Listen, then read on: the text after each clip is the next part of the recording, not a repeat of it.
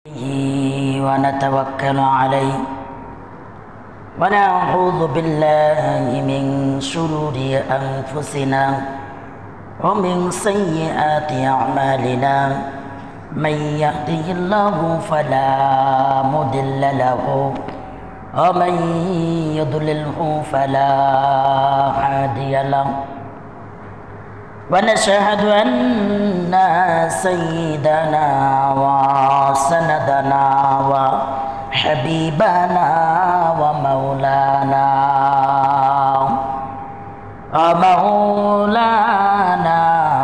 فانصرنا على القوم الكافرين يا أيها الذين آمنوا صلوا عليه وسلموا تسليما درود اللهم سيدنا مولانا محمد وعلى مولانا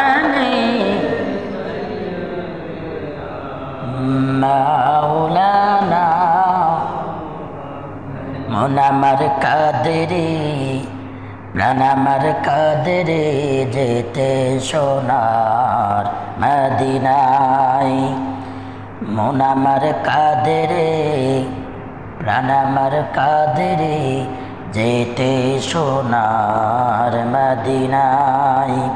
আলহামদুলিল্লাহ, আল্লাহ পাক রব্বুল আলামিনের দরবারে হাজারো কোটি শুকরিয়া যে মহান আল্লাহ পাক রব্বুল আলামিন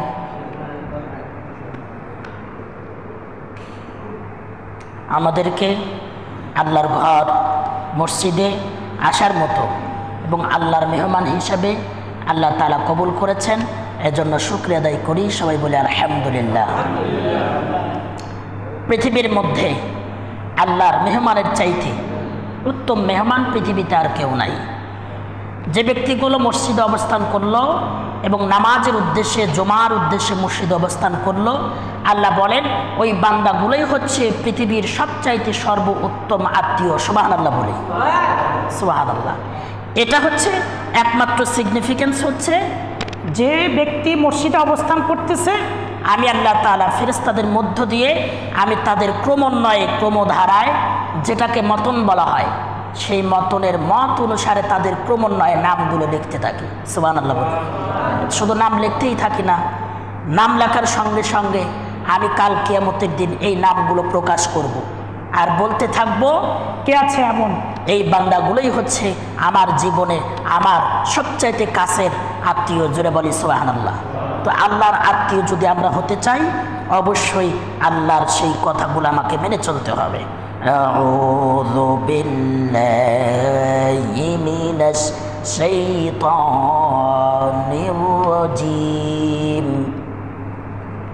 বিসমিল্লাহির রাহমানির রাহিম।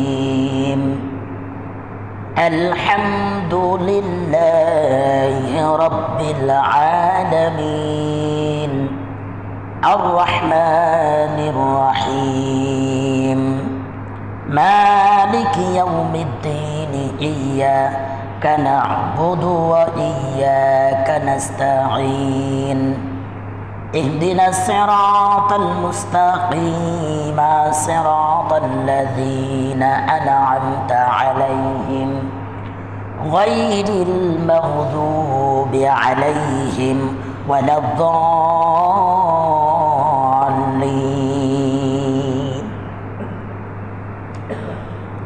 আল্লাহু তাআলা আল্লাহ তাআলা বলেন যে এমন একটি সূরা সূরাতুল ফাতিহা আমি আপনাদের সামনে তেলাওয়াত করেছি। যতক্ষণ আলোচনা সম্ভব সূরাতুল ফাতিহার প্রথম দুই একটা আয়াত নিয়ে আলোচনা করার চেষ্টা করব। আমা তাওফিকি ইল্লা বিল্লাহ। আমরা প্রথমেই শুকরিয়া আদায় করে নিই যে আল্লাহ পাক রব্বুল আলামিন আমাদেরকে আল্লাহর ঘরের মেহমান হিসেবে কবুল করেছেন। এজন্য আবার একটু শুকরিয়া আদায় করি, সবাই বলে আলহামদুলিল্লাহ। শত কোটি দরুদ সেই রাসূলের প্রতি, আকায়ে নামদার তাজদারে মদিনা হযরত মুস্তাফা মুহাম্মদ মুস্তাফা সবিবলি সাল্লাল্লাহু আলাইহি সাল্লাম। বৃহত্তর কোরআন, যেটা সারা পৃথিবীর মধ্যে হাজার হাজার কিতাবের মধ্যে সর্বোত্তম কিতাব হচ্ছে কোরআনুল কারীম। এর মধ্যে কি কোনো সন্দেহ আছে ভাই? কোরআন পৃথিবীর সর্বশ্রেষ্ঠ কিতাব এবং সর্বশ্রেষ্ঠ পঠিত কিতাব। যেই কিতাব এত পরিমাণে পড়া হয়েছে, পৃথিবীর অন্য কোনো কিতাব এত পরিমাণে পড়া হয় নাই, যেটা হচ্ছে কোরআন।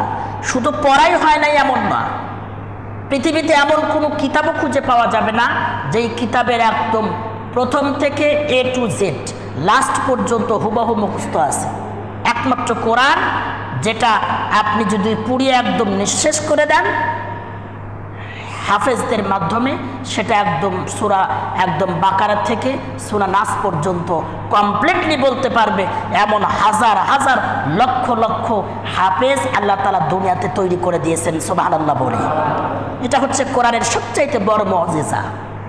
আমি আপনাদের সামনে যেই সূরা তেলাওয়াত করেছি, ইংরেজিতে বলা হয় দ্য গ্রেটেস্ট সূরা অফ দ্য হোলি কোরআন, যেটা পৃথিবীর মধ্যে সর্বশ্রেষ্ঠভাবে পঠিত হয়েছে এমন একটি সূরা।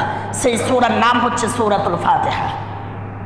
এই সূরাতুল ফাতিহার অনেকগুলো নাম আছে, আমি গুটি কয়েক নাম বলবো। উম্মুল কোরআন, এই সূরাটি হচ্ছে কোরআনের মা। যেই মা তার সন্তানকে পরিপূর্ণতা দান করে, যেই মার মধ্য দিয়ে আপনি পরিপূর্ণতা পৃথিবীতে পেরেছেন, সেটা হচ্ছে মা। আর কোরআনের মা হচ্ছে উম্মুল কোরআনের মা হচ্ছে সূরাতুল ফাতিহা, যেটা পুরা কোরআনে যা আছে আল্লাহ পাক রব্বুল আলামিন এই সূরা ফাতিহার মধ্যে পুরা কোরআনের সারসাম্য এবং সংক্ষিপ্ত করে এই সূরা ফাতিহার মধ্যে ঢুকিয়ে দিয়েছেন। সুবহানাল্লাহ বলি। আবু সাঈদ ইবনে মুআল্লা থেকে বর্ণিত, তিনি বলেন রাসূলুল্লাহ, আমি যখন মসজিদে প্রবেশ করলাম, রাসূলুল্লাহ আমাকে বললেন তুমি মসজিদ থেকে বের হইও না, তোমাকে আমি একটা উত্তম একটা সূরা তোমাকে শিক্ষা দিব। সাহাবায়ে কেরাম, যেই সাহাবাইকে বলা হলো, সাহাবায়ে কেরাম লাস্টে দেখতে পেলেন আল্লাহ রাসূল মসজিদ থেকে বের হয়ে যাচ্ছেন। হয়তো বা মেবি আল্লাহ রাসূলের মনে নাই, সেই কারণে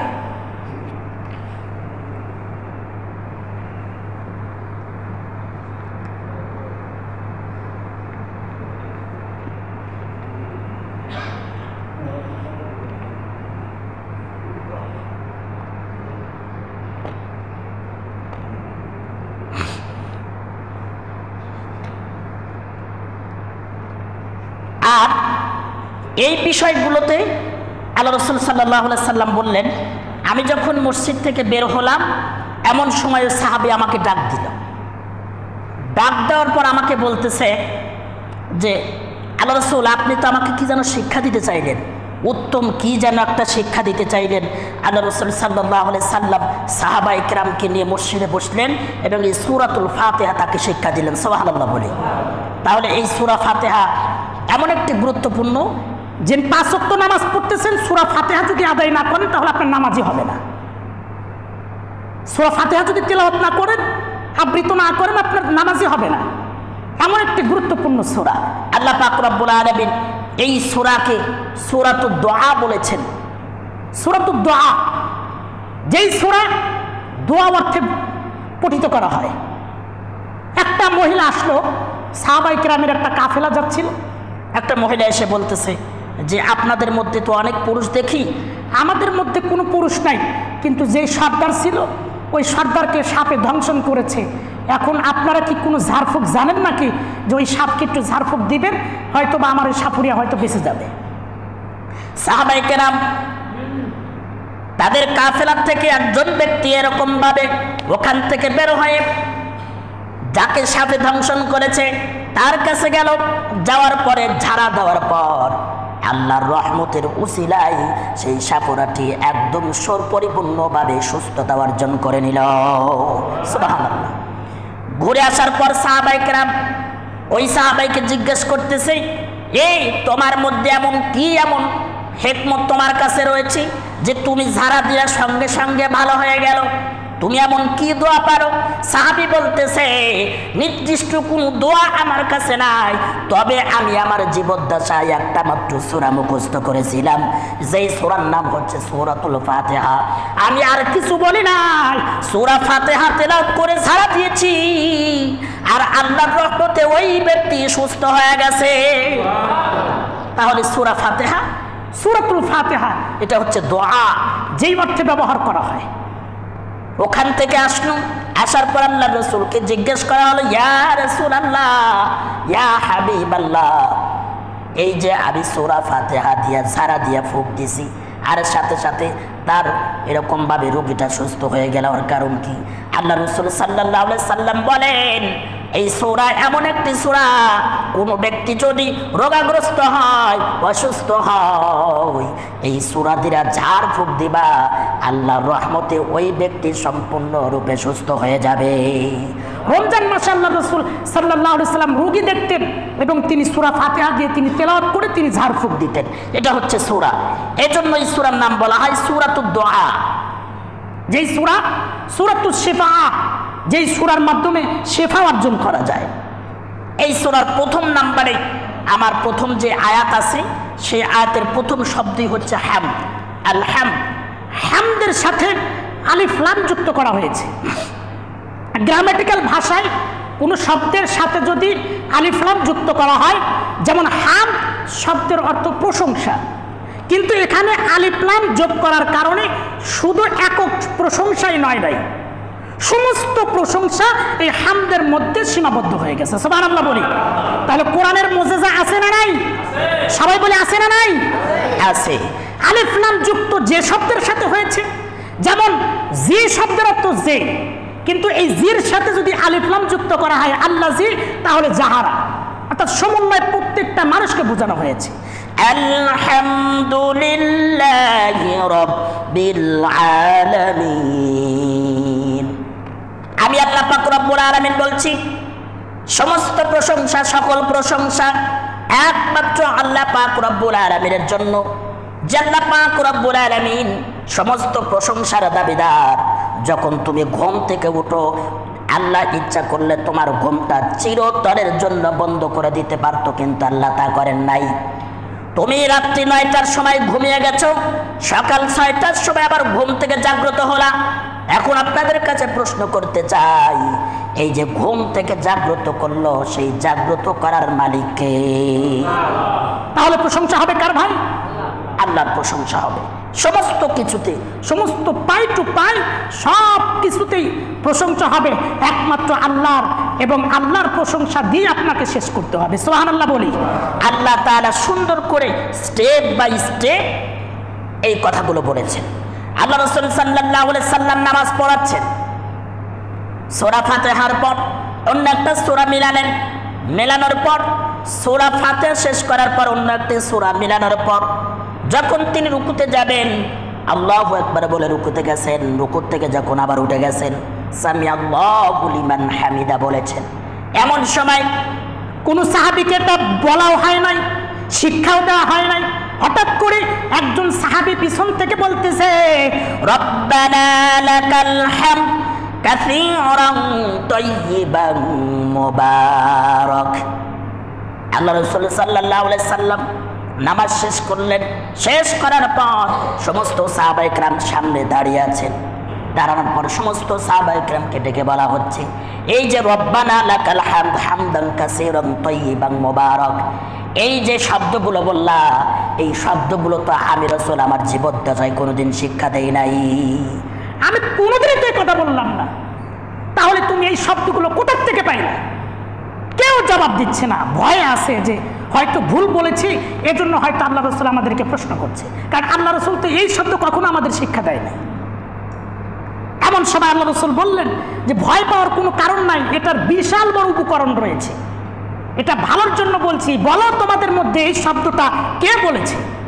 একজন উঠে বলল যে আল্লাহ রাসূল আর কি মনে করবেন জানি না, আমার মনে হলো যে এই শব্দটা বলা দরকার, রব্বানা লাকাল হামদ হামদান কাসীরান মুবারাকান তাইয়িবান মুবারাক, এই শব্দটা বলা দরকার জন্য আমি বললাম।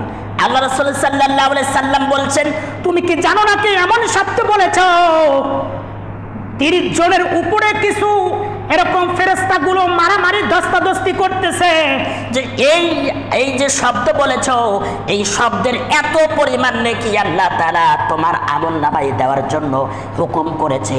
কে আগে নেকিটা লিখবে এইটার জন্য 30 জনের উপরে ফেরেশতাগুলো মারামারি করে। রব্বানা লাকাল হামদ হামদান কাসীরান তাইয়িবান মুবারাকান কাসীর।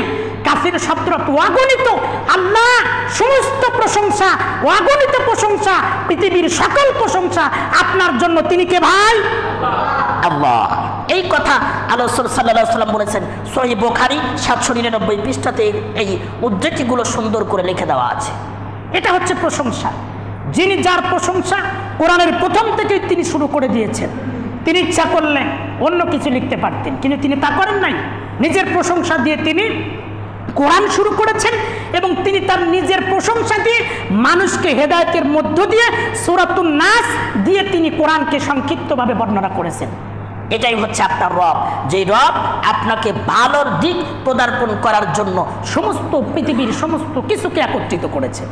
প্রশংসা শেষ করবার নয়, যেটাকে কবি কবির ভাষায় বলেছে আর আল্লাহ আল্লাহর ভাষায় বলেছে। আমি কবির ভাষায় না বলে আমি আমার রবের ভাষায় বলতে পারি। আল্লাহ পাক রব্বুল আলামিন বলেন সূরাতুল লুকমান 27 নম্বর আয়াত, ওয়ালাউ আন্নামা ফিল আরদি মিন শাজারাতিন আকলামুন ওয়াল বাহরু ইয়ামুদ্দুহু মিন বা'দিহি সাবআতুন আবহুরিম মা আবহুরিম মা নাফিদাত কালিমাতুল্লাহ ইন্নাল্লাহা আজিজান হাকীমা। আল্লাহ পাক রব্বুল আলামিন সূরাতুল লুকমানের 27 নম্বর আয়াতে বলতেছে, পৃথিবীতে যত গাছ গাছালি তোমার চোখে পড়ে সমস্ত গাছ গাছালিকে একত্রিত করো এবং এই গাছকে কলমে রূপান্তরিত করো। একটু চিন্তা করে দেখুন, সামান্য অ্যামাজন জঙ্গলের দরকার নাই। আমাদের সুন্দরবনের দিকে তাকান, হাজার হাজার কোটি কোটি গাছগুলো সুন্দরবনে রয়েছে। এমন হাজার হাজার crore crore million million trillion trillion গাছ পৃথিবীতে বিদ্যমান। এই সমস্ত গাছকে যদি একত্রিত করে কলম বানানো হয়, আর এই পৃথিবীর মধ্যে 3 ভাগের 1 ভাগ হলো স্থল, অর্থাৎ 1 ভাগ হলো পৃথিবী যেখানে পানি নাই, পানি শূন্য। 3 ভাগের 2 ভাগ হলো শুধু পানি, নিরাকার সমুদ্রে সমুদ্রে পানি। এই সমস্ত পানিগুলোকে যদি একত্রিত করে কলমের কালিগুলোতে রূপান্তরিত করো, শুধু এই সমুদ্রগুলোকে কালি রূপান্তরিত করবা না, এরকম আরো 7টা সমুদ্র একত্রিত করে যত পরিমাণ পানি রূপান্তরিত হবে, এই পানিকে যদি কলমে তৈরি করে ফেলো, মিন শাজারাতিন আকলামুন, আকলাম যদি কলমে রূপান্তরিত করো, মিন শাজারা গাছকে, আর পানিকে যদি কালিতে রূপান্তরিত করো, আল্লাহর প্রশংসা যদি লিখতে শুরু করো, আল্লাহ বলতেছেন আমার প্রশংসা শেষ করার মতো নয়। কলমের মতো গাছ ফুরিয়ে যাবে, কালির মতো পানি ফুরিয়ে যাবে, কিন্তু আমি আল্লাহ তাআলার বর্ণনা শেষ করবার মতো ক্ষমতা পৃথিবীর কারো নাই। সুবহানাল্লাহ। গাছ ফুরিয়ে গেল, পানি ফুরিয়ে গেল কালির কলম হিসাবে, গাছগুলো সব শেষ, তারপর আমার প্রশংসা লিখবা শেষ করতে পারবা না। তুমি শুধু নিজের স্ট্রাকচারের দিকে তাকাও, যে আল্লাহ তো ইচ্ছা করলে আপনার এই সৃষ্টিকে, আপনার এই তৈরিকে হাত পা না দিয়ে আপনাকে তৈরি করতে পারত। মায়ের পেটের মধ্যে যখন ছিলেন তখন তো হাত পার কোনো কাজে লাগে নাই, তারপরও মায়ের পেটের মধ্যে আপনাকে হাত পাও দেওয়া হয়েছে। প্রথম পর্যায়ে যখন আপনার হাত পা লাগে নাই, তখন একটা রক্ত বিন্দু থেকে সূরাতুল মুমিনের 10 নম্বর আয়াত থেকে সুন্দর করে বর্ণনা করে দেওয়া আছে। যখন রক্তে রূপান্তরিত ছিলেন তখন তো হাত পা লাগে নাই, আল্লাহ বললেন তখন হাত পার দরকারও নাই। মার পেটের থেকে যখন ভূমিষ্ঠ হলেন, হাত পা নাক কান চোখ বিশিষ্ট সব কিছু দিয়ে আপনাকে পৃথিবীতে পদার্পণ করালেন। তিনি কে? সবাই বলেন তিনি কে? আল্লাহ। যারা বললেন না, তা তো হয়তো তাদের সন্দেহ আছে। আমাদের পৃথিবীতে আনা নেওয়ার মতো ক্ষমতা কার ভাই? আল্লাহ। তিনি করেছেন। এই প্রশংসায় যদি আপনি করেন, এটার তো শেষ করতে পারবেন না। যে চোখে দেখতে পারে না সে বোঝে চোখের মর্যাদা, চোখের দাম কত। আমার মামা দুটা কিডনি নষ্ট হয়ে গেছে, কয়দিন মেবি বাঁচবে, দুটা কিডনি নষ্ট হয়ে গেল। এই কিডনির জন্য কত হাই হতাশ, মার কাছ থেকে কিডনি দিবে, স্থাপন হচ্ছে না, ভাই দিবে, ভাইয়েরটা হচ্ছে না, অমুক দিবে, তমকটা হচ্ছে না, বোন দিবে, বোনটা হচ্ছে না। এই কিডনি আল্লাহ যেভাবে তৈরি করেছেন এই কিডনি খুঁজে পাচ্ছে না, তাহলে বুঝুন ওই ব্যক্তি বুঝতেছে যে একটা কিডনির দাম কত। এইভাবে যদি আপনি চিন্তা করেন, আপনার দুটা চোখ, আপনি এখন যদি চোখ বোঝেন কোনো কিছু দেখতে পারবেন না, এমন একটা চোখ আপনার রব আপনাকে দিয়েছে। এটার প্রশংসা যদি আপনি লিখতে শুরু করেন এটাই তো আপনি শেষ করতে পারবেন না। এটাই হচ্ছে মত। সে আল্লাহ সেই কথাই বলেছেন, আলহামদুলিল্লাহ রাব্বিল আলামিন। তুমি যদি পুঙ্খানুপুঙ্খানুভাবে তুমি যদি চিন্তা করো, আমার প্রশংসা লেখে শেষ করবার মতো নয়। আমি কি ভুল বলতেছি ভাই? 1 বিঘা জমির মধ্যে আপনি ধান পান 15 মণ 20 মণ, 20 মণ পর্যন্ত ধান বোনেন, অথচ যখন বেসন রোপণ করেন ওই বেসন কি 20 মণ ধান রোপণ করে কি ওই বীজ হয় ভাই? 1 কেজি 2 কেজি বা 5 কেজি, 5 কেজি ধান 1 বিঘায় লাগাইতেছেন। আল্লাহ আপনাকে ভালোবেসে মহাব্বত করে 5 কেজি ধান থেকে 15 থেকে 20 মণ ধানে রূপান্তরিত করতেছে। সুবহানাল্লাহ। এটাই এই একমাত্র মহিমা কার? সবাই বলুন কার? আপনার তো ক্ষমতা ছিল না, আপনি বলতে পারেন মুস্তাফিজ ভাই আমি তো কষ্ট করেছি, ওই যে সবুজের কাছ থেকে কীটনাশক নিয়ে এসে দিছি। কই, আপনি তো কীটনাশক যখন দিয়েছেন দেওয়ার পর ওই ক্ষেতের মধ্যে তো বসে থাকেন না, কীটনাশক দেওয়া আপনার কাজ কমপ্লিট, বাড়িতে এসে ঘুম পাড়তেছেন, বাকিটা আল্লাহ বুঝুক। কই 7 দিন পরে যা দেখতেছেন আমার ধানগুলো সুন্দর করে যতটুকু ছিল তার চাইতে 1 ইঞ্চি বৃদ্ধি পেয়েছে। এই বৃদ্ধি তো আপনি করেন নাই। হাজার হাজার কোটি কোটি মানুষ পৃথিবীর মধ্যে বসবাস করতেছে। পুকুর খনন করলেন, খনন করার পর একদম খড়খড়িয়া মাটি, এর মধ্যে মাছ তো দূরের কথা, পোকা মাকড়ও থাকবে না। অথচ আপনি যদি ওর মধ্যে পানি দিয়ে ভরপুর করে দেন আর ওই পুকুরের মধ্যে যদি কোনো পরিমাণ যদি মাছ না ছেড়ে দেন, আপনি ওই 1 মাস পর বা 2 বছর 1 বছর পর যদি পানি শেষ করে ফেলেন, দেখতে পারবেন ওর ভিতরে একটা হলেও মাছ রয়ে গেছে। সুবহানাল্লাহ। কে দিয়েছে ভাই? আল্লাহ দিয়েছে। আপনি তো দেননি। এই যে হাজার হাজার মেট্রিক টন মাছ মানুষ খাইতেছে, যার যার ইচ্ছা মতো বিক্রি করতেছে, সব কিছু আল্লাহ প্রদত্ত, আল্লাহ থেকে আসতেছে। এজন্য বলেছি 18,000 মাখলুকাতের মধ্যে মানুষ ব্যতীত যা পৃথিবীতে আছে সব কিছু আমি আল্লাহ তাআলা মানুষের জন্য তৈরি করেছি। সুবহানাল্লাহ। তাহলে তার প্রশংসা করে কি শেষ করা যাবে? বলেন শেষ করা যাবে? যাবে না। এই জন্য আমরা যতদিন পৃথিবীতে থাকবো, যতটুকু বাঁচি, যতদিন হায়াত আমাদের জিন্দিগিতে রয়েছে, আমরা আল্লাহর প্রশংসা করে যেতে চাই, নাকি বলি? ইনশাআল্লাহ। ধান কাটতে যাচ্ছি, বিসমিল্লাহ বলে আমি ধানের কাজ শুরু করে দিলাম। আপনি যেই কাজই করতে যান আল্লাহর নাম নিয়ে শুরু করবেন, শেষ পর্যন্ত যতটুকু সময় আপনি কাজ করলেন ওই কাজটুকু আল্লাহ তাআলা ইবাদত হিসেবে গণ্য করে নেবে। এজন্য সব কিছুতেই প্রশংসা থাকবে কার? আল্লাহ। আল্লাহ পাক রব্বুল আলামিন আমাদেরকে প্রত্যেকটা কাজে আল্লাহর হুকুম আহকামগুলো মেনে তার প্রশংসা করে শেষ করার মতো তৌফিক দান করুক। ওয়া আখিরি দাওয়ানা আলহামদুলিল্লাহি রাব্বিল আলামিন।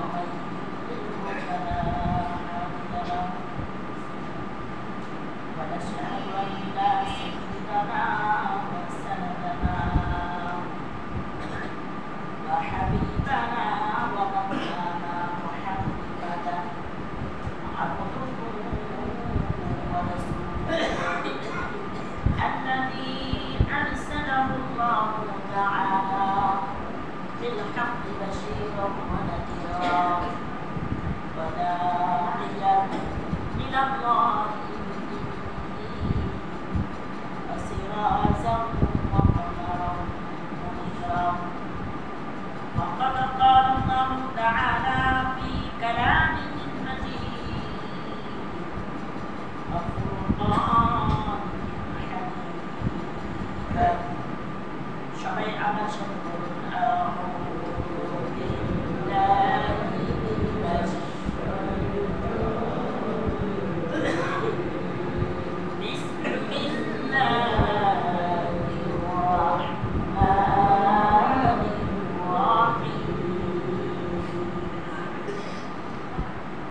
ينفخ في الصور فتأتون أفواجا وفتحت السماء فكانت أبوابا وسيرت الجبال فكانت سرابا يا أيها الذين آمنوا صلوا عليه وسلموا تسليما اللهم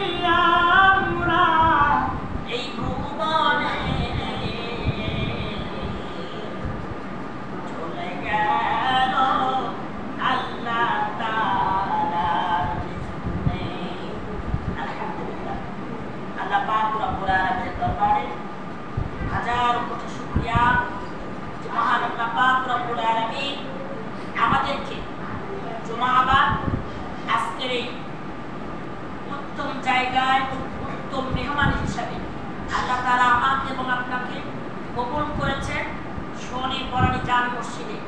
এজন্য খুশি না বেজার? সবাই কেমন কথা শুনতেছেন?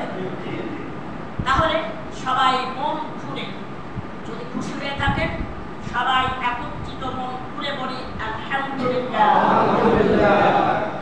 শতকোটি দরুদ সেই রাসূলের প্রতি আকায়ে নামদার তাজদারে মদিনা হযরত মুস্তাফা মুহাম্মদ মুস্তাফা সবাই বলি সাল্লাল্লাহু আলাইহি ওয়াসাল্লাম। প্রথমে জানতে চাই যতগুলো মানুষ মসজিদে অবস্থান করছেন সবাই আপনারা কেমন আছেন? সবাই বলি কেমন আছেন? আলহামদুলিল্লাহ। আল্লাহ আমাদেরকে প্রত্যেকটা সময় যতদিন দুনিয়াতে হায়াতের জিন্দেগি রেখেছেন সুস্থ সবলভাবে শরীরটাকে আমাদের কোমরে রাখার মতো তৌফিক আল্লাহ তাআলা দান করুন। সবাই বলে আমিন। সূরাতুন নাবা 3টা আয়াত আপনাদের সামনে আমি আবৃত্তি করেছি, তিলাওয়াত করেছি। ইনশাআল্লাহ যতক্ষণ থাকবো কোরআন এবং আল্লাহ রাসূলের বাণী থেকে আলোচনা করার চেষ্টা করব ইনশাআল্লাহ। রব্বি জিদনি ইলমা রব্বি ইশরাহ লি সাদরি ওয়া ইয়াসসির লি আমরি ওয়াহলুল উকদাতাম মিন লিসানি ইয়াফকাহু কাওলি। আল্লাহ তাআলা যেন আমার মুখের জড়তাকে দূরীভূত করে দেন এবং আমার বক্ষকে এমনভাবে যেন প্রসারিত করতে পারে যাতে করে আমি আমার জড়তা বাদ দিয়ে আমি যেন কোরআনের কথাগুলো মানুষের মাঝে প্রচার করতে পারি। সবাই বলে আমিন। যখন মুসা আলাইহিস সালাম যখন তিনি কোরআনের সঠিক দাওয়াত দিতে গেলেন তিনি প্রথমে আল্লাহর কাছে দোয়া করলেন, আল্লাহ রব্বি জিদনি ইলমা রব্বি ইশরাহ লি সাদরি ওয়া ইয়াসসির, অর্থাৎ আমার মুখের জড়তাকে দূর করো, মুখের মধ্যে প্রসারিত করুন, অর্থাৎ ভয় ডর বিহীন সব কিছু দূর করে দিন যাতে করে আমি ফেরাউনকে নির্দ্বিধায় সুন্দর করে ইসলামের দাওয়াতগুলো সঠিকভাবে পৌঁছে দিতে পারি। সুবহানাল্লাহ। সেই দোয়া যখন যে ওলামায়ে কেরাম ইসলাম নিয়ে যখন মানুষের সামনে কথা বলতে চায় তখন এই দোয়াটা পড়া উচিত। আমি আল্লাহ সবচাইতে বড় মহিমা হচ্ছে বান্দা আমার কাছে চায়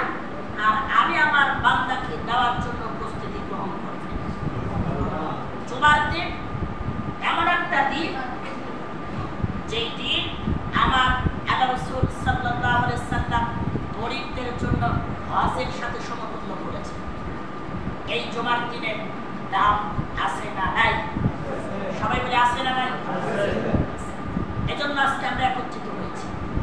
বাচ্চা পোলাপান গত জুমাতে বাচ্চা নিয়ে আলোচনা করেছি, যাক আজকে বাচ্চা পোলাপান অনেক দেখতেছি। আলহামদুলিল্লাহ, আগামী দিনের মুসল্লি এবং আগামী দিনের ভবিষ্যৎ ওরা কিছু মেসল করো, কোনো প্রবলেম নাই। মসজিদে আসতেছে, এটাই হচ্ছে বড় কথা। মসজিদমুখী করুন, দেখবেন এই সন্তানগুলো কোনো হল মুখী যেন না হয়, কনসার্ট অনুষ্ঠানের দিকে মুখ না হয়ে মসজিদের দিকে আসার মতো অ্যাবিলিটি, যোগ্যতা বা মন মানসিকতা তৈরি করা দেওয়ার মতো দায়িত্ব আপনি আব্বা আব্বা, যেন আপনি আপনার সন্তানকে সেইভাবে গড়ে তুলুন যেন সেই ব্যক্তি মসজিদমুখী হয়। আল্লাহ তাআলা আমাদের বাচ্চাগুলোকেও কবুল করুক, সবাই বলে আমিন। আমি প্রথমে একটা আয়াত তিলাওয়াত করেছি, ইয়াউমা ইউনফাখু ফিস-সূরি ফাতা'তুনা আফওয়াজা। আল্লাহকে বিশ্বাস করেন তো সবাই না? আল্লাহ বলেছেন এই পৃথিবী একটি ধ্বংসের একদম স্তূপে পরিণত হয়ে যাবে। যদি আল্লাহ এটা বলে থাকে এই পৃথিবী ধ্বংস হবে, এটার উপরে সবার বিশ্বাস আছে? সবার আছে? পৃথিবী যদি ধ্বংস হয়ে যায় তাহলে আমরাও একদিন নিঃশেষ হয়ে যাব, এই বিশ্বাসটুকু আছে নাকি? আছে। আল্লাহ পাক রব্বুল আলামিন কুরআনুল কারীমের সূরাতুন নাবার ভিতরে তিনি সুন্দর করে এর ব্যাখ্যা দিয়েছেন।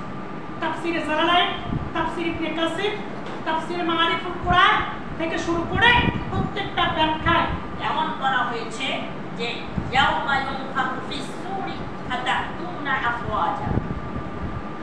হযরতে ইসরাফিল আলাইহিস সালাতু ওয়াস সালাম আল্লাহ আদেশ করবেন, আল্লাহ ইসরাফিল তোমাকে যে কাজের জন্য নিয়োজিত করেছিলেন তুমি তোমার সেই দায়িত্ব পালন করবে। ইসরাফিল আলাইহিস সালাতু ওয়াস সালাম প্রথম ফুৎকার তিনি পৃথিবীর মধ্যে দিয়ে দিবেন। আল্লাহ পাক রব্বুল আলামিন বলেন ফাফুতিহাতিস সামাউ ফাকানাত আবওয়াবা। হযরত ইসরাফিল আলাইহিস সালাতু ওয়াস সালাম প্রথম ফুৎকার দেওয়ার সঙ্গে সঙ্গে সামা হচ্ছে আরবি শব্দ, যেই শব্দের আবিধানিক বা পারিভাষিক শব্দের অর্থ হচ্ছে আসমান, যেটাকে আমরা আসমান বলে থাকি, আকাশ বলে থাকি। সামাউ ফাকানাত আবওয়াবা। আবওয়াব বাবুনের বহুবচন আবওয়াব। বাবুন হচ্ছে এক বচন আর আবওয়াব হচ্ছে বহুবচন। তাহলে এখানে আবওয়াব ব্যবহার করা হয়েছে, অর্থাৎ আল্লাহ পাক রব্বুল আলামিন কোরআনের ভিতরে তিনি নাহু সরফ আগেই তিনি প্রবর্তন করে দিয়েছেন। সুবহানাল্লাহ বলি। অথচ নাহু সরফ কিন্তু ইসলাম আসার অনেক পরে আসছে, অথচ আল্লাহ তাআলা আগে এটা বিশ্লেষণ করেছেন। বাবুন শব্দের অর্থ শুধু দরজা।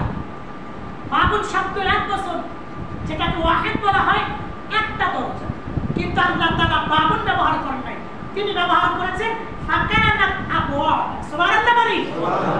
আল্লাহ পাক রব্বুল আলামিন বলেন হযরত ইসরাফিল আলাইহিস সালাতু ওয়াস সালাম যখন আমি তাকে হুকুম করব, ইসরাফিল তুমি এই মুহূর্তে ফুৎকার দাও। ইসরাফিল আলাইহিস সালাতু ওয়াস সালাম এরকম ভাবে তিনি তার আল্লাহর কার্যক্রম শুনে একদম আল্লাহর পরিণত হয়ে তিনি প্রথম ফুৎকার দিয়ে দিবেন। সবাইকে জিকির করি লা ইলাহা ইল্লাল্লাহ। একটা আগে এসে বসে যে পিছনে মানুষ থাকতেছে, যেহেতু আজকে একটু অনুষ্ঠান আছে, মানুষ আসতেছে, একটা জায়গা দিন, দাঁড়িয়ে আছে, এটা সামনের দিকে আগে আসে, যেটা করানোর সামনের দিকে আগে আসে। লা ইলাহা ইল্লাল্লাহ, লা ইলাহা ইল্লাল্লাহ, সবাই লা ইলাহা ইল্লাল্লাহ।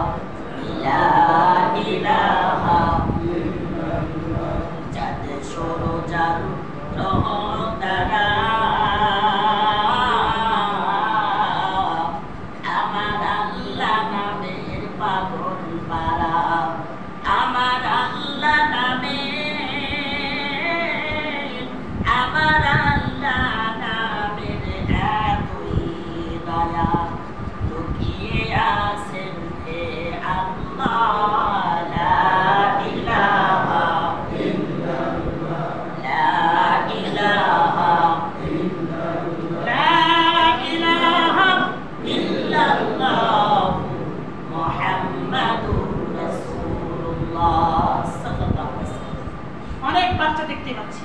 আল্লাহ পাক রব্বুল আলামিন বলেন, আল্লাহ রাসূল সাল্লাল্লাহু আলাইহি সাল্লাম বলেছে, বাবা তার বাচ্চাকে হাঁটি হাঁটি পা পা করে মসজিদের দিকে নিয়ে আসে।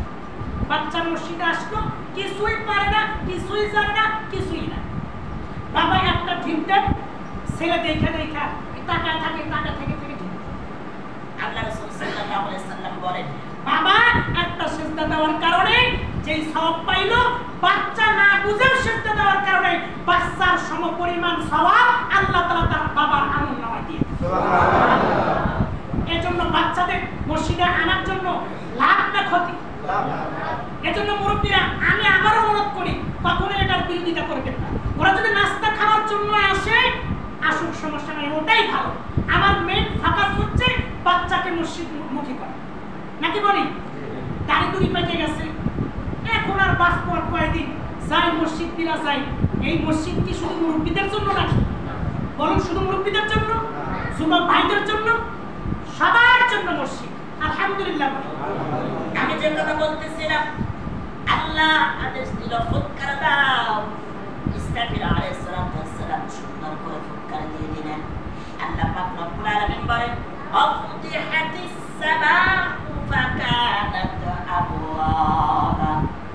ফুৎকার দেওয়ার সঙ্গে সঙ্গে আসমানের মধ্যে আমি আল্লাহ পাক রব্বুল আলামিন একটা নয়, দুইটা নয়, এমন অসংখ্য দরজা খুলে রেখেছি। আবওয়াব হচ্ছে বহুবচন, বাবুন একবচন। যদি একটা দরজা যদি আল্লাহ পৃথিবী আসমানের মধ্যে রেখে রাখতেন, একটা দরজার কথা বলতেন, কিন্তু একটা দরজার কথা বলেন নাই। আফতিহাতিস সামাউ ফাকানাত আবওয়াবা। আমি আল্লাহ পাক রব্বুল আলামিন প্রথম ফুৎকার দেওয়ার সঙ্গে সঙ্গে অসংখ্য দরজা ওই আসমানের মধ্য থেকে একদম খুলে একদম আমাদের দিকে উন্নীত হয়ে যাবে। আসমানের দিকে তাকিয়ে দেখা যাবে আসমানের দরজাগুলোকে খুলে দেওয়া হয়েছে।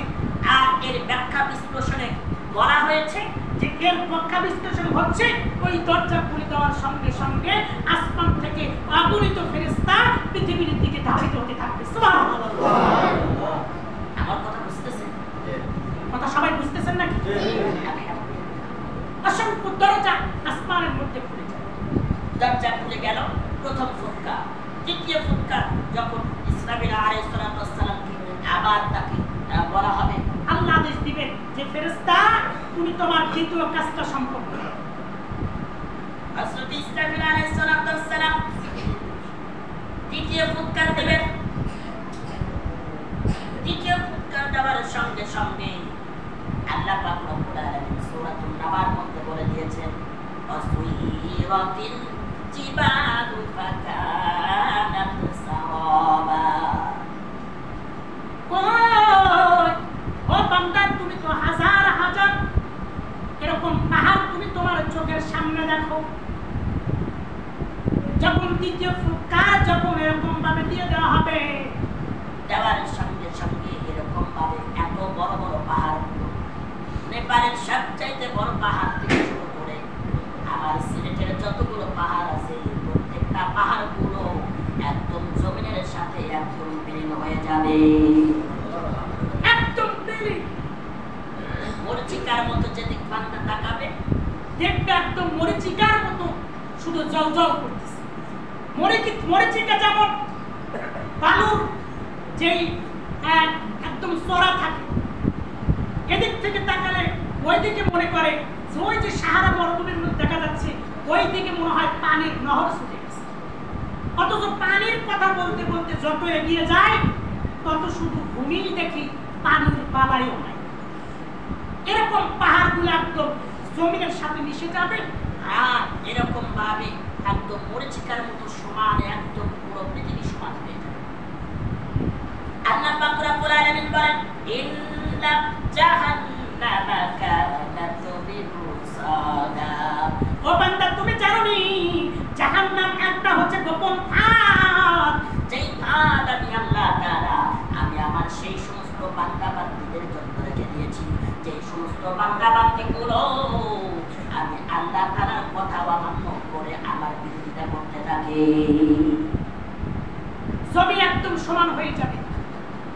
ইসরাফিল আলাইহিস সালাম ফুৎকার দিবেন, প্রত্যেকটা মানুষ যাকে যে অবস্থায় যেরকম কখনো কেউ কেউ বলতেছেন যে যে অবস্থায় জন্মগ্রহণ করেছে সে সেই অবস্থায় কবর থেকে উঠে দাঁড়িয়ে যাবে। কেউ কেউ বলেছেন যাকে যে অবস্থায় কবরস্থ করা হয়েছে সে সেইভাবে উঠে দৌড়বে। আবার কেউ কেউ বলেছেন যে না, যে যে অবস্থায় যখন যে অবস্থায় তার প্রাণ ত্যাগ করেছেন সে সেই অবস্থায় ওখান থেকে উঠে হাসরের ময়দানে গিয়ে দৌড়বে। কবরের সমস্ত মানুষগুলো উঠে দৌড়াতে থাকবে এবং আল্লাহর কাছে বলতে থাকবে, হাসরের ময়দানের দিকে ছুটতে থাকবে। ওই দিন সেই সমস্ত মানুষগুলো যারা পৃথিবীতে সীমালঙ্ঘন করেছিল, সীমালঙ্ঘন এমন ভাবে করেছে যে কোরআনের তাফসীর থেকে শুরু করে কোরআনের হক কথাগুলো এরকম ভাবে বন্ধ করে দিয়েছে। এই সমস্ত সীমালঙ্ঘনকারীরা সেই দিন বলতে থাকবে যে আর এই জাহান্নাম যে মৃত্যু গহব্বর বলতেছেন আল্লাহ, যে মৃত্যু গহব্বর এমন ব্যক্তিদের জন্য রেখেছি, তুমি কি তার পরিচয় পেতে চাও? বান্দারা বললেন জি আল্লাহ, সেই পরিচয় আমরা পেতে চাই। এই জাহান্নাম কাদের জন্য আপনি এরকম ভাবে তৈরি করে রেখেছেন?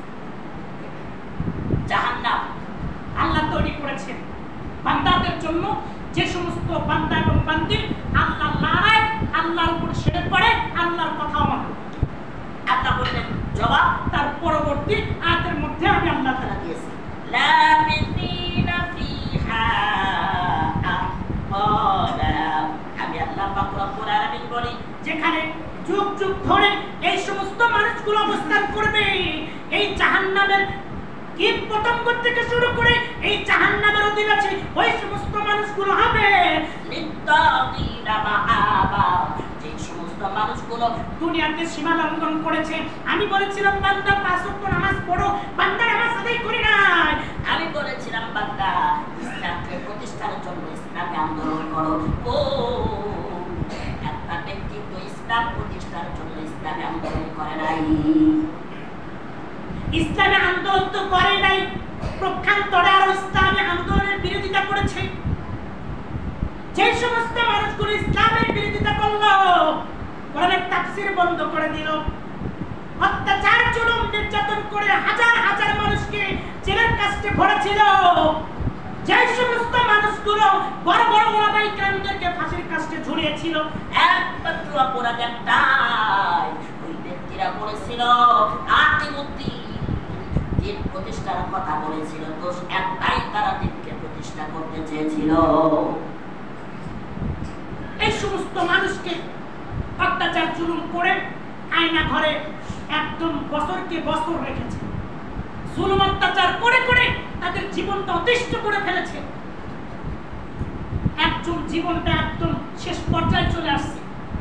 তুফাতুল মুমিনিন মাউত, আল্লাহ রাসূল সাল্লাল্লাহু আলাইহি সাল্লাম বলেছেন মুমিনদের মৃত্যু উপহার স্বরূপ। সুবহানাল্লাহ বলি, সুবহানাল্লাহ। আমি কোন রাজনৈতিক দলের নেতা এবং কর্মী নই। আমি এক্সাম্পল দিতে গিয়ে বলি, হযরত আল্লাহ হযরত মাওলানা নিজামুদ্দিন, যিনি আমাদের পাবনার সবচেয়ে বড় গর্ব ছিলেন, নিজামী যাকে বলা হয়, ফাঁসির কাস্টে যখন ঝুলানো হলো, ঝুলানোর আগে তিনি যখন ফাঁসির কাস্টে ঝুলাবেন তার আগে দুইজন ব্যক্তি এসে তাকে ধরে নিয়ে ফাঁসির কাস্টের দিকে নিয়ে যাওয়া হলো। মাওলানা নিজামী দুইজনকে বললেন আপনারা কেন আমার কাছে আসছেন? বলতেছে হুজুর আপনাকে ধরে নিয়ে যাও। নিজামী বলতেছে আমি এতটুকু ভীতু মানুষ নই যে আমাকে ধরে নিয়ে যাবেন। আমি এতটুকু মৃত্যু থেকে ভয় করি না, কারণ আমি যখন সামনের দিকে যাব আমার সামনে রয়েছে, আমি এমন জায়গায় যাচ্ছি যে ডাইরেক্ট আমার আল্লাহর দরবারে কি আমি সাক্ষ্য দিতে পারবো। সুবহানাল্লাহ। আর নিজামী বলছেন আমি যখন দুইজন ব্যক্তি আমার কাছে আসলো, আমি বললাম আমাকে ধরার দরকার নাই। নিজামী নিজে হাঁটি হাঁটি পা পা করে একদম ফাঁসির কাস্টের সামনে গিয়ে ফাঁসির দড়িটা একদম এরকম ভাবে চুম্বন করে দিয়েছে। এবার পাশে থাকা পুলিশ কর্মচারীরা বলতেছে স্যার আপনি যেই দড়িটাকে আপনি চুম্বন করলেন এরকম এরকম নিয়ত, এরকম এখানে এই নীতি এখানে নাই, আপনি তো অপরাধ করে বসলেন। নিজামী বলতেছে আমি যখন দড়িটাকে তার এরকম ভাবে এই ভাষাগুলো প্রয়োগ করা হয়েছে, এটা কোথা থেকে পাওয়া হলো? ওই সময় পুলিশ কর্মকর্তা যারা ছিল তারা এটাকে লিপিবদ্ধ করেছে। নিজামী যখন দড়ির দরজায় ফাঁসির দড়িটাকে যখন চুম্বন করে আর চোখের পানি ফেলে ফেলে বলে, সারা জীবন এই সময়টার জন্য অপেক্ষা করেছি। ও দড়ি, তুমি তো সেই দড়ি। এই দড়ির মাধ্যমে আমি শহীদের তামান্না নিয়ে যেন আমি আমার আল্লাহর দরবারে গিয়ে জানি হাজিরা দিতে পারি। ফাঁসির 3 ঘন্টা আগে ছেলেকে ফোন দিয়ে বলো, বাবা তোমরা কত দূর আসছো? বলতেছে আমরা পাবনা থেকে প্রায় সিরাজগঞ্জ পার হয়েছি। নিজামী বলতেছে দেখে শুনে আসো। আচ্ছা আমি ফাঁসির মঞ্চে কোন জামা কাপড় নিয়ে আমি ঢুকবো? তিনি একদম স্বাভাবিক মতো কথা বলছেন। ছেলে বললেন, বাবা আপনি পায়জামা এবং পাঞ্জাবি পরে তারপর আপনি ফাঁসির কাজটা তিনি তার তুফাতুল মুমিনিল মাউত, যে মুমিন ব্যক্তি সে কখনো মৃত্যু থেকে ভয় করে না, যিনি ইসলামিক ব্যাংকের প্রতিষ্ঠাতা মীর কাসেম আলী, 3 ঘন্টা আগে তাকে জানানো হলো যে আপনাকে ফাঁসির কাস্টে ঝুলানো হবে। নিজামী সহকারে এই মীর কাসেম আলী তিনি বলছেন এখনো 3 ঘন্টা আছে, ঠিক আছে আমি ঘুমিয়ে নিলাম, ফাঁসির 1 ঘন্টা আগে আমাকে ডেকে দিয়েছে। সুবহানাল্লাহ। মৃত্যু 3 ঘন্টা পর, তারপর তাদের ঈমান কতটুকু পরিপক্ক ছিল। আল্লাহ পাক রব্বুল আলামিন বলেন, লিত্তাগিনা মাআবা, এই সমস্ত হক্কানি আলেমদেরকে যারা ফাঁসির কাস্টে ঝুলিয়েছো, আল্লাহ সাইদি সহকারে যাদেরকে অন্যায়ভাবে অত্যাচার জুলুম করেছো, কথা একটাই, কোরআনের কথা বলার জন্য। কাল কিয়ামতের দিন তোমাদের স্থান হবে লাবিথিনা ফিহা আহওয়াবা, সেখানে তারা যুগে যুগে শত শত বছর ওই জাহান্নামে থাকবে। কোন সমস্ত মানুষগুলো, যে সমস্ত মানুষগুলো দুনিয়াতে সীমা লঙ্ঘন করে অত্যাচার জুলুম নির্যাতন এরকম ভাবে করে করে পৃথিবী থেকে চলে গেছে। আল্লাহ পাক রব্বুল আলামিন বলেন, লা ইয়াকুতুনা ফিহা বারদান ওয়ালা শারাবা, সেখানে এমন অবস্থা হবে ওই জাহান্নামের মধ্যে শীতল কোনো অবস্থা পাবে না, শীতল কোনো অবস্থা পাবে না। ওই ব্যক্তিকে বলা হবে লা ইয়াকুতুনা ফিহা বারদান ওয়ালা শারাবা, কোন পানিও পাবে না, ইল্লা তবে হ্যাঁ তাকে পানি পান করানো হবে না, ইল্লা তবে আমি মাউয়া গসাকা পান হিসাবে তৃষ্ণায় একদম ছটফট করতে থাকবে এই সমস্ত নালায়েকরা।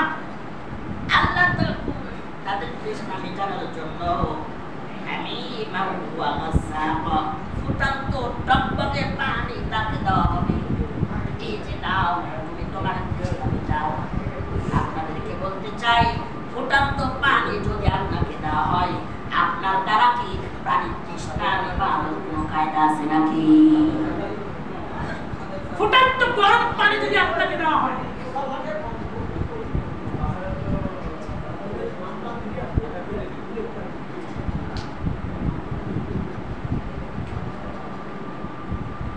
ফুটান্ত পানি যদি, এদিকে খেয়াল করে, ফুটান্ত পানি যদি আপনাকে দেওয়া হয়, আপনি তৃষ্ণার্ত হয়েছেন, আপনার তৃষ্ণা কি মিটবে?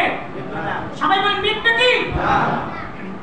আমি মাউয়া গসাকা ওই সমস্ত সীমালঙ্ঘনকারী যারা শত শত বছর ইসলামের বিরোধিতা করেছে, ফেরাউন থেকে শুরু করে যারা ইসলামের বিরোধিতা করল, সেই সমস্ত মানুষদের তৃষ্ণা মেটানোর জন্য ফুটান্ত গরম পানি তাকে দেওয়া একদম জাহান্নামের উপর থেকে মানুষকে পুরায়া পুরায়া সেই পোস্টগুলো সর্বনিম্ন স্তরে গিয়ে পড়বে, সেই পোস্টগুলো গ্লাস ভরে নিয়ে এসে দেওয়া হবে যে এটা খাও এবং তোমার তৃষ্ণা মেটাও। তৃষ্ণা মেটানো সম্ভব? বলুন সম্ভব কি? এখনো সতর্ক হয়ে যান যারা ইসলামী আন্দোলনে ইসলাম প্রতিষ্ঠা করতে চান। সবাই দাঁড়িয়ে রেখেছেন, ইসলামকে ভালোবাসেন, ইসলামের কথা বললেই আপনারা আবেগপ্রবণ হয়ে যান। কিন্তু যখনই বলা হয় ইসলামকে প্রতিষ্ঠার জন্য ইসলামী আন্দোলন করেন বা ইসলামের দিকে ধাবিত হন, তখন আপনারা সেদিকে আসতে চান না। কারণ আপনি জানেন, আপনি মনে করেন ইসলাম প্রতিষ্ঠা হলেই 5 ওয়াক্ত নামাজ পড়তে হবে, ইসলাম প্রতিষ্ঠা হলেই আমি গান বাজনা করতে পারবো না, ইসলাম প্রতিষ্ঠা হলেই নারীর পর্দা ফরজ করা হবে, ইসলাম প্রতিষ্ঠা হলেই আমি যে অন্যায়গুলো কাজগুলো করতেছি এগুলো করতে পারবো।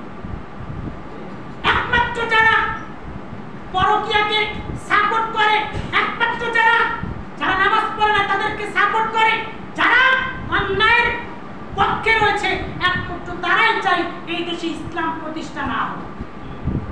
এজন্য আসুন মন মানসিকতা তৈরি করি, একটাবার দেখেই দেখুন ইসলাম প্রতিষ্ঠা হলে কত সুন্দরভাবে এই সমাজ আপনি বসবাস করতে পারেন। আল্লাহ পাক রব্বুল আলামিন আমাদেরকে সুন্দর একটা ইসলামী রাষ্ট্র হিসেবে আমাদেরকে আবির্ভূত হওয়ার মতো তৌফিক দান করুন সবাই আমিন। শেষ কথা হচ্ছে, আমরা এখানে যতগুলো মানুষ এখানে বসে আছি, আল্লাহ পাক রব্বুল আলামিন কাল কিয়ামতের দিন সেই সমস্ত সীমালঙ্ঘনকারী ব্যক্তিদের কাতারে যেন আমাদেরকে আল্লাহ তাআলা শামিল না করেন, সেই তৌফিক যেন আল্লাহ তাআলা আমাদেরকে দান করেন। ওয়া আখিরু দাওয়ানা আলহামদুলিল্লাহি রাব্বিল আলামিন। আসসালামু আলাইকুম ওয়া রাহমাতুল্লাহি ওয়া তাআলা ওয়া বারাকাতুহু। নাহমাদুহু ওয়া নাস্তাঈনুহু ওয়া নাস্তাগফিরুহু ওয়া নু'মিনু বিহি ওয়া নাতাওয়াক্কালু আলাইহি ونعوذ بالله من شرور أنفسنا। একটু সাউন্ড কমা দিতে পারবেন? একটু সাউন্ড কমা দিবেন। এটার সাউন্ড একটু কমা দিবেন।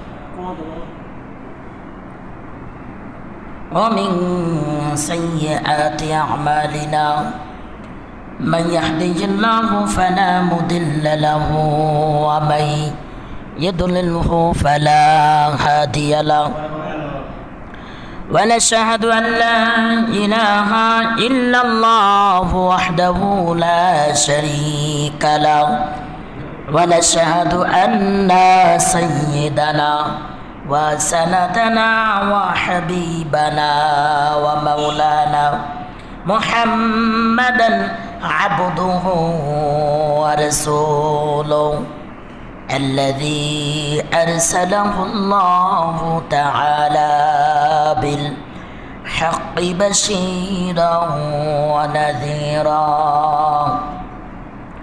وداعيا إلى الله بإذنه وسراجا وقمرا منيرا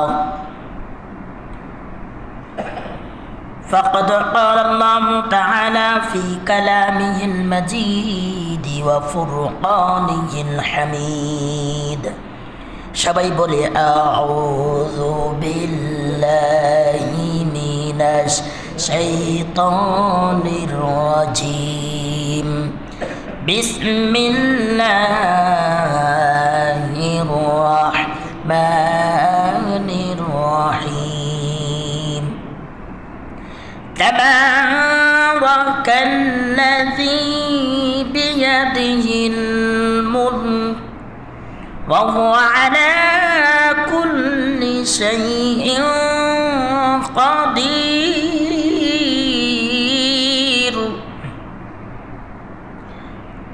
الذي خلق الموت والحياة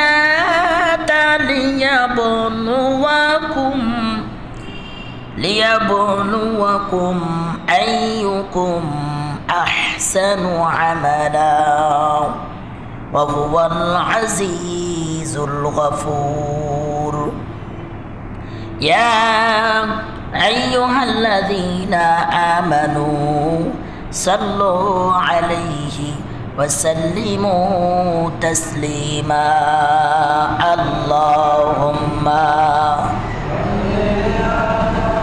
سيدنا مولانا محمد وعلى مولانا محمد رسول আমার ভালোবাসা রসুল আমার ভালোবাসা রসুল আমার প্রেম বিরহের মূল আলোচনা রসুল আমার কাজে কর্মে অনুপ্রেরণা আলহামদুলিল্লাহ।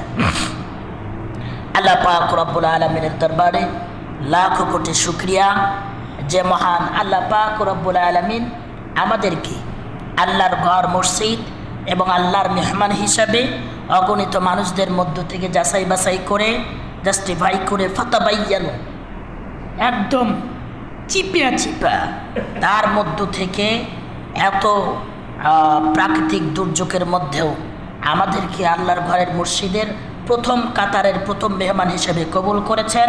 এজন্য আমরা খুশি না বেজার? তাহলে সবাই শুকরিয়া আদায় করি আলহামদুলিল্লাহ। শতকোটি দরুদ সেই রাসূলের প্রতি, আকায়ে নামদার তাজদারে মদিনা হযরত মুস্তাফা মুহাম্মদ মুস্তাফা, সবাই বলি সাল্লাল্লাহু আলাইহি ওয়াসাল্লাম। আমি আপনাদের মাঝে কোরআনুল কারীম থেকে 67 নম্বর সূরা 29 নম্বর পারা 562 পৃষ্ঠার সূরাতুল মুলক আপনাদের সামনে তেলাওয়াত করেছি। যতক্ষণ কথা বলবো ইনশাআল্লাহ এই দুইটা আয়াতের উপরে কথা বলার চেষ্টা করব ইনশাআল্লাহ। প্রথমে জানতে চাই, এত দুর্যোগের মধ্যেও আমরা সবাই আল্লাহর কাছে বলতে চাই, আল্লাহর ঘরের মেহমান হিসাবে আমরা সবাই কেমন আছি? আলহামদুলিল্লাহ। এই যে সমস্ত পরিবেশে যে অবস্থায় থাকুক না কেন, ভাই একটু সাউন্ড ঠিক করে দেন। যে পরিবেশেই থাকি না কেন, যদি কেউ জিজ্ঞেস করে কেমন আছেন, তাহলে আমরা বলবো কি? আলহামদুলিল্লাহ। প্রশংসা করবো কার? সবাই বলি প্রশংসা করবো কার? ভাই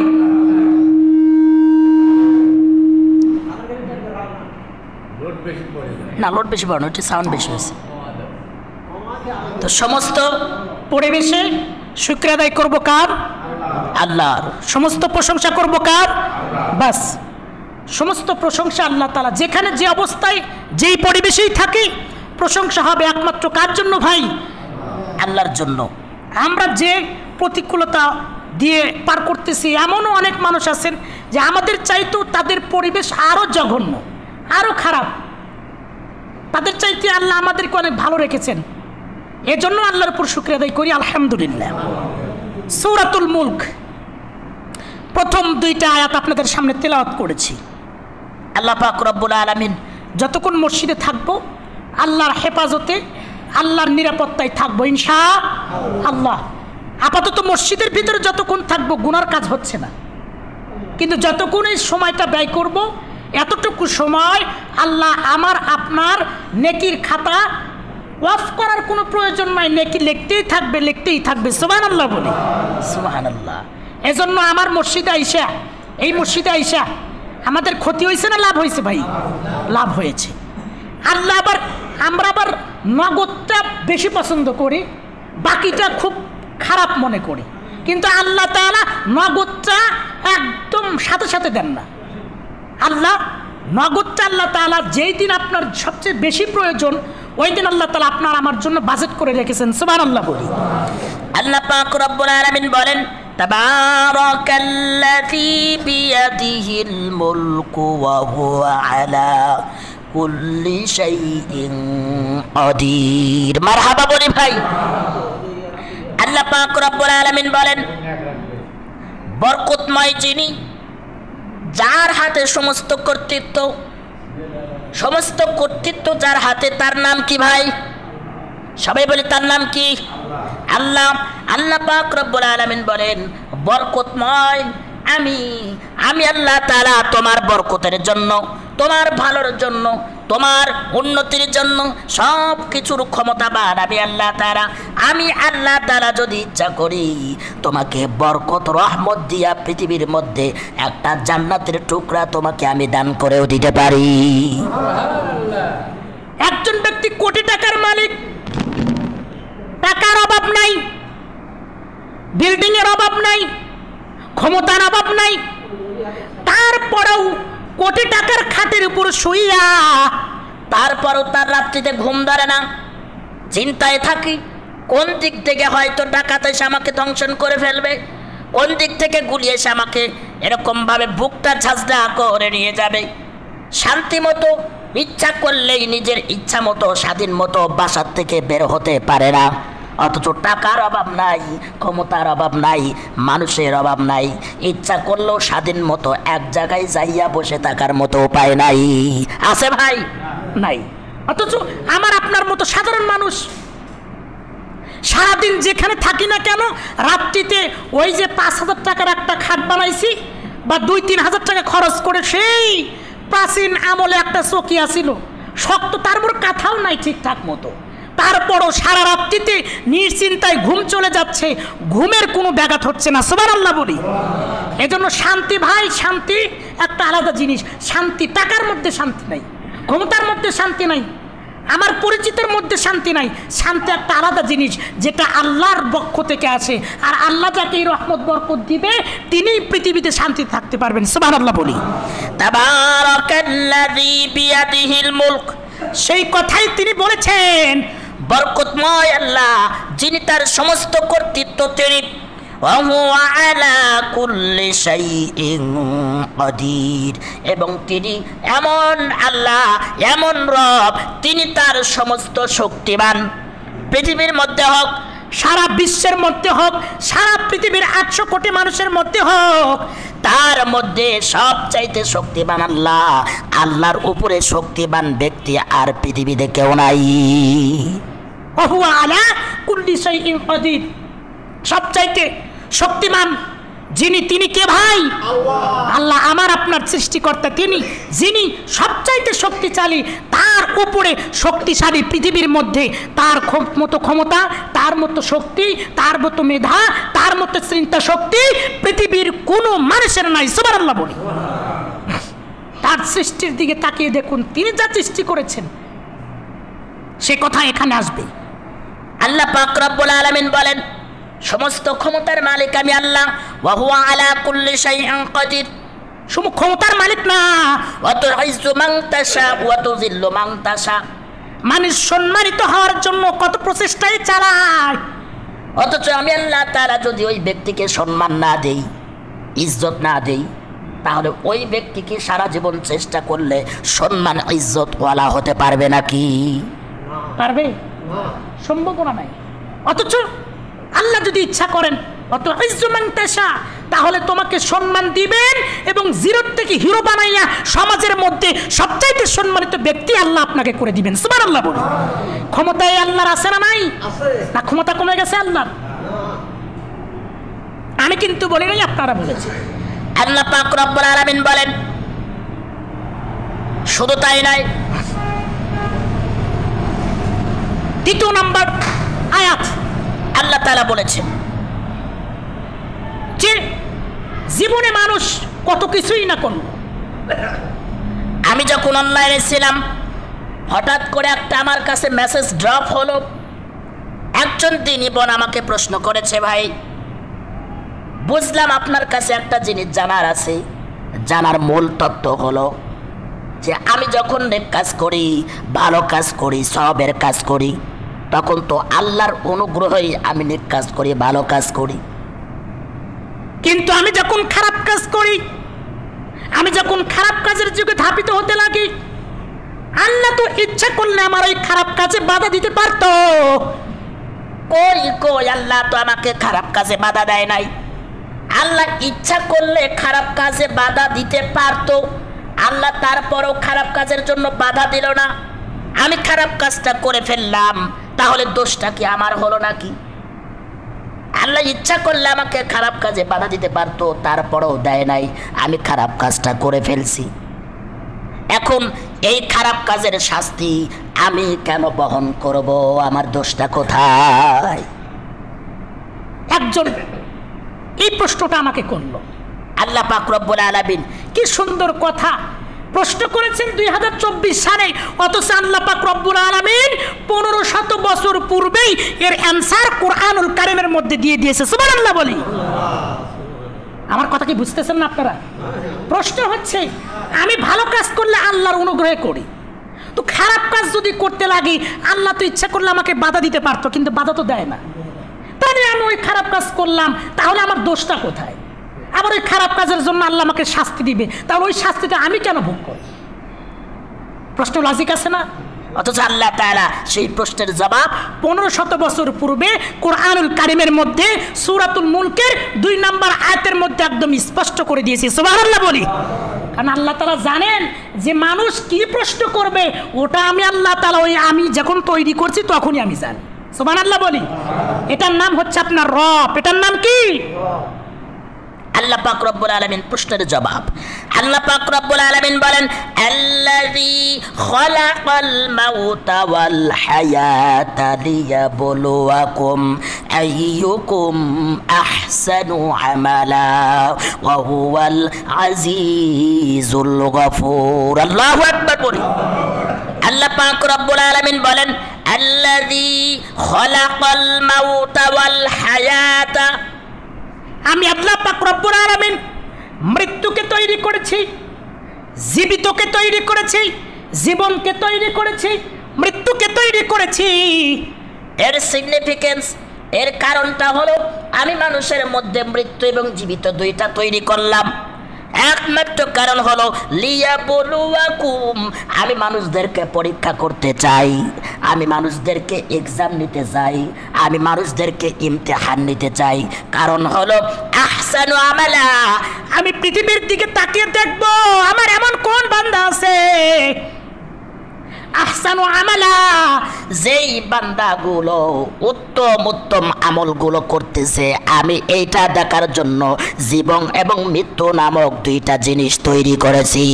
সুবহানাল্লাহ। আল্লাযী খালাকাল মাউতা ওয়াল হায়াতা লিয়াবলুয়াকুম আইয়ুকুম আহসানু আমালা, মৃত্যুকেও তৈরি করলাম, জীবিতকেও তৈরি করলাম, একমাত্র উদ্দেশ্য লিয়াবলুয়াকুম আইয়ুকুম, আমি বান্দাদেরকে পরীক্ষা করার জন্য এই দুইটা জিনিসকে তৈরি করেছি। সুবহানাল্লাহ বলি। এক্সাম্পল দিতে গিয়ে বলি, আপনি যখন পরীক্ষার হলে যাবেন 3 ঘন্টা পরীক্ষা, পরীক্ষার টাইম হচ্ছে 3 ঘন্টা, আপনি পরীক্ষা দিতেছেন 1:30 থেকে পরীক্ষা শুরু, 1:30 থেকে পরীক্ষা শুরু। এই 1:30টাই হচ্ছে আপনার জীবন, এবং 3 ঘন্টা অতিবাহিত হওয়ার সঙ্গে সঙ্গে একটা বেল, 3টা বেল দিয়ে দিবে। বেল দেওয়ার মাধ্যমে প্রকাশ করবে তোমার পরীক্ষার সময় শেষ হয়ে গেছে, অর্থাৎ ওইটা হচ্ছে আপনার মৃত্যু। পরীক্ষার হলে যখন আপনি যান, আপনি যখন পরীক্ষার হলে যখন অ্যান্সারগুলো লিখতে থাকেন, আপনি ভুল লিখলেও এক্সামিনার যারা পরীক্ষা নিচ্ছে তারা এসে আপনার ভুল ধরবে না। আবার আপনি সঠিকটা লিখলেও এক্সামিনার অর্থাৎ পরীক্ষা যে নিচ্ছে সে এসে ভুল ধরবে না। ধরবে নাকি? পরীক্ষার হলে আপনি গিয়ে লিখতেছেন, আপনি যে পরীক্ষা নিচ্ছে ও আপনাকে ভুল লিখলেও ভুল ধরবে না, আবার সঠিক লিখলেও আপনার ভুল ধরবে না। ধরবে নাকি?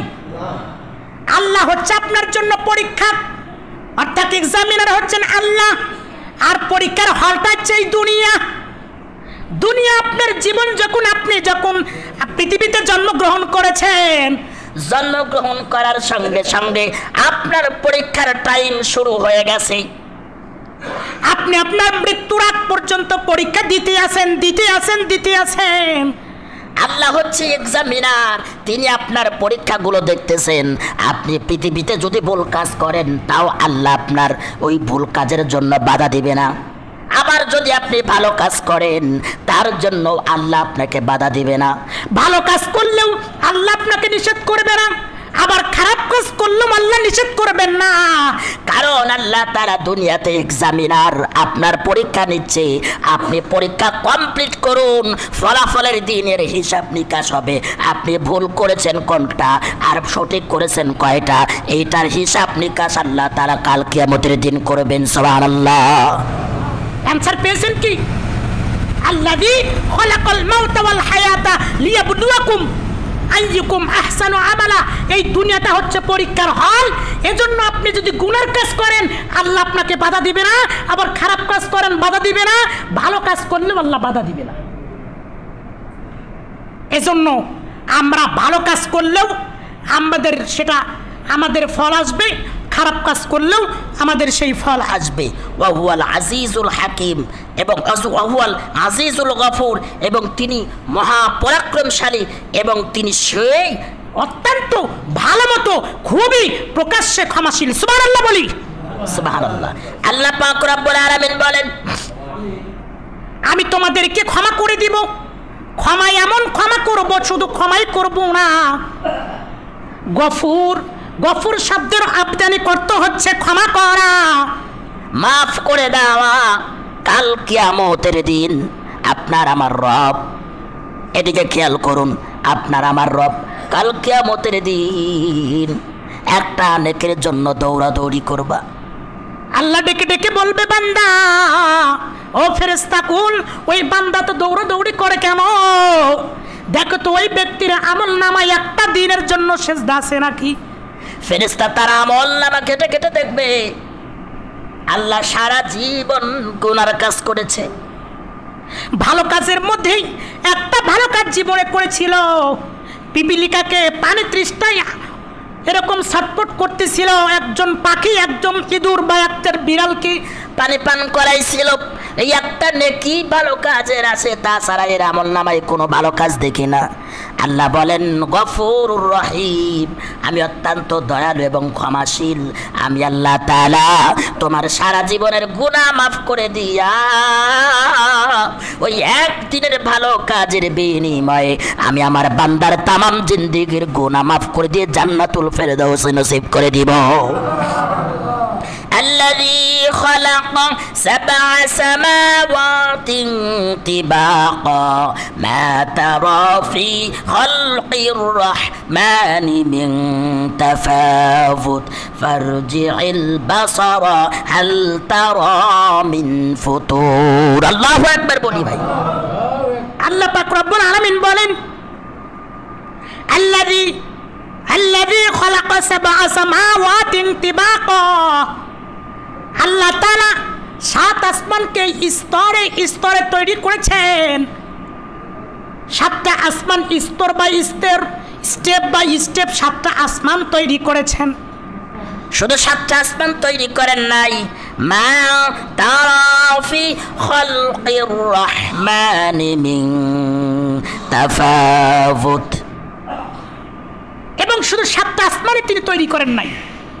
সবাই একটু জিকির করি লা ইলাহা লা ইলাহা লা ইলাহা লা ইলাহা ইল্লাল্লাহ লা ইলাহা লা ইলাহা ইল্লাল্লাহু মুহাম্মাদুর রাসূলুল্লাহ সাল্লাল্লাহু আলাইহি সাল্লাম। আল্লাযী খালাকা 7 সামাওয়াতিন তিবাকা। আল্লাহ কয়টা আসমানের স্তর তৈরি করেছেন ভাই? 7টা। কয়টা ভাই? সবাই বলি কয়টা? আমার কথা কি সবাই শুনতেছেন? আল্লাহ কয় আসমান তৈরি করেছেন? 7টা আসমান তৈরি করেছেন, স্টেপ বাই স্টেপ তৈরি করেছেন। মা তাওয়াফি খালকির রহমান মিন তাফাউত। 7টা আসমান তৈরি করার পর তিনি রহমান, করুণাময় সেই আল্লাহ, ফি খালকি, যা কিছু তিনি তৈরি করেছেন, যা কিছু তিনি তৈরি করেছেন, মিন তাফাউত, তুমি কোনো অসামঞ্জস্যপূর্ণ, ত্রুটিপূর্ণ, দোষপূর্ণ এমন কিছু তৈরি করেছেন যার মধ্যে ভুল আছে, এমন কোনো কিছু তোমরা সারা পৃথিবীতে খুঁজলেও পাবে না। সুবহানাল্লাহ বলি। কে বলেছেন? কে বলেছেন? সবাই বলি কে? আল্লাহ বলেছেন সারা পৃথিবীতে খোঁজো, আমি যা তৈরি করেছি এর মধ্যে কিঞ্চিত পরিমাণ অসামঞ্জস্যপূর্ণ, ত্রুটিপূর্ণ, ভুলপূর্ণ কোনো কিছু বের করো, দেখি তুমি পারো কিনা। সারা পৃথিবীর মানুষ যদি একত্রিত হয়, আল্লাহর তৈরি করা সেই সৃষ্টি মধ্য থেকে কিঞ্চিত পরিমাণ একটা ভুল কেউ বের করতে পারবে মা তারা ফি খালকির রহমানি মিন তাফাউত। আল্লাহ পাক রব্বুল আলামিন বলেন, বান্দা আমি তো তোমাদের মধ্যে 100 টাক ধান থেকে হাজার হাজার মন ধান তৈরি করে তোমাদের খাদ্যের ব্যবস্থা করেছি। কই কই কিঞ্চিত পরিমাণ একটা লোক এমন দেখাও যে এই ধান আমি তৈরি করলাম, এই ধানের মধ্যে ভুল আছে নাকি? পারবে কে ভাই? পারবে না। মা ফারজিল বাসারা হাল তারা মিন ফুতুর। আল্লাহ প্রশ্ন করলেন, বান্দা আমি পৃথিবীতে যা কিছু তৈরি করেছি এই তৈরির মধ্যে একটা ভুল বের করো। যদি তোমরা সত্যবাদী হয়ে থাকো, সারা পৃথিবীর মানুষ যদি একত্রিত হয়, আল্লাহর তৈরি করা জিনিসের মধ্যে কিঞ্চিত পরিমাণ ভুল কারোর ধরার সম্ভাবনা নাই, ঠিক কিনা? আল্লাহর তৈরির মধ্যে কেউ ভুল ধরতে পারবে? পারবে না। ফেরাউন চেষ্টা করেছিল আল্লাহকে ঘায়েল করবে, আল্লাহকে হত্যা করবে। ফেরাউন এরকম ভাবে তীর মেরে দিল উপরের দিকে তীর মারার পর সেই তীর যখন জমিনে পড়লো, আল্লাহ জান্নাত থেকে মাছ নিয়ে এসে তীরের আগার মধ্যে রক্ত লাগাইয়া দিল। ফেরাউন এবার খুশি, সারা পৃথিবীর মানুষকে দেখিয়ে বলে, দেখো দেখো ও মুসলমান, ও মুসার উম্মতে, আরে দেখো দেখো তোমাদের রবকে এই মুহূর্তে আমি তীর ধনুক দ্বারা হত্যা করলাম। নাউজুবিল্লাহ বলি। ফেরাউন কি আল্লাহকে হত্যা করতে পেরেছিল ভাই? 200 বছর রাজত্ব করেছে। আল্লাহ তাআলা পানির ভিতরে সুবাইয়া আল্লাহ তাকে দুনিয়া থেকে গায়েব করে দিয়েছে। পৃথিবীতে বাঁচতে পারে নাই। আল্লাহকে তো মারা তো দূরের কথা, নিজের অস্তিত্বই বিলীন হয়ে গেছে। তার যা নাম ডাক আছে মানুষ এমন ঘৃণা করে যে ফেরাউন নামের কোনো মানুষের নামও রাখে না। আমরা নাই মুসলমান, আমরা নাই জানি ফেরাউন দোষ করছে, এটা করছে, হাবিজাবি অনেক কিছু করছে। হিন্দুদের মধ্যে থেকেও তো একজনের নাম ফেরাউন রাখা উচিত ছিল। আছে নাকি এরকম হিন্দুর নাম? সবাই বলে আছে নাকি? খ্রিস্টানদের মধ্যে আছে, ইহুদিদের মধ্যে আছে, বৌদ্ধদের মধ্যে আছে, আর কেউ তার নাম রাখে নাই। এত জঘন্যতম শাস্তি দিয়া আল্লাহ তাআলা তাকে পৃথিবীর থেকে গায়েব করে দিয়েছে। সুবহানাল্লাহ। আল্লাহর শাস্তি পৃথিবীতে আছে না নাই? আছে না নাই? আল্লাহ পাক রব্বুল আলামিন বলেন, ফারজিল বাসারা হাল তারা মিন ফুতুর। আমি যদি তোমাদেরকে বলি, ও বান্দা, পৃথিবীর মধ্যে এমন কোন শাস্তি তোমরা নিয়ে আসো, এমন কোন সৃষ্টি আমার সামনে নিয়ে এসে দেখাও। এই যে আম গাছ নিয়ে আসলাম, আল্লাহ আম গাছ তৈরি করতে তুমি ভুল করেছো।